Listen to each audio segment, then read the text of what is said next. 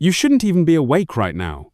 In Bethany, night falls heavy, like the whole place is holding its breath.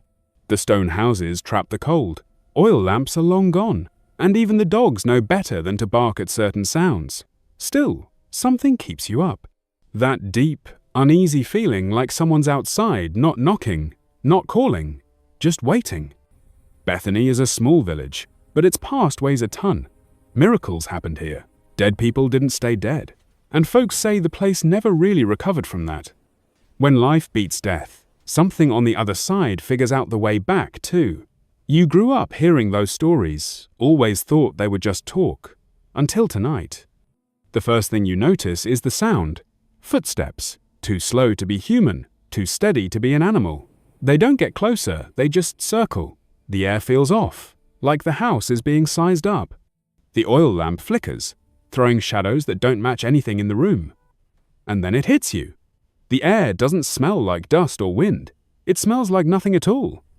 You remember something the elders used to whisper, "What doesn't knock, but waits outside, isn't from heaven." Back then it sounded poetic. Now it feels dead serious. Your body reacts before your brain does. Heart racing, muscles tight.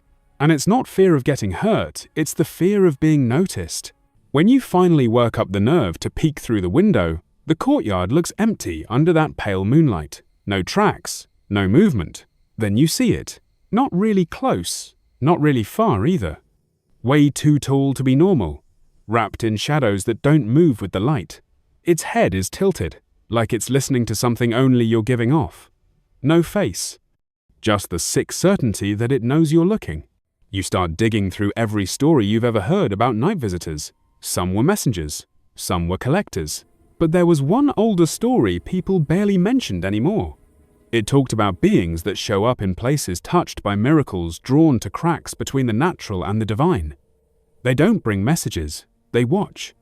They make sure certain lines never get crossed again. The thing doesn't move. And somehow, that's the worst part. It doesn't need to. Time feels bent around it. Your ears pop like you're underwater. Thoughts that aren't yours start creeping in open tombs, stones rolling away, voices calling names in the dark. And you get it, without anyone saying a word. The visitor didn't come for you. It came for Bethany. A rooster crows somewhere in the distance, snapping the spell just for a second. When you blink, the figure's gone, but the relief never shows up. Because right there in the dirt, where nothing was before, there's a mark, a rough, burned circle, like something stood there way too long. You already know nobody's going to talk about it in the morning. Same way nobody talks about the other marks around town. Lying back down, you finally accept the truth you've been dodging. Some stories don't survive because people are scared. They survive because they have to. The night visitor isn't a punishment, it's a reminder.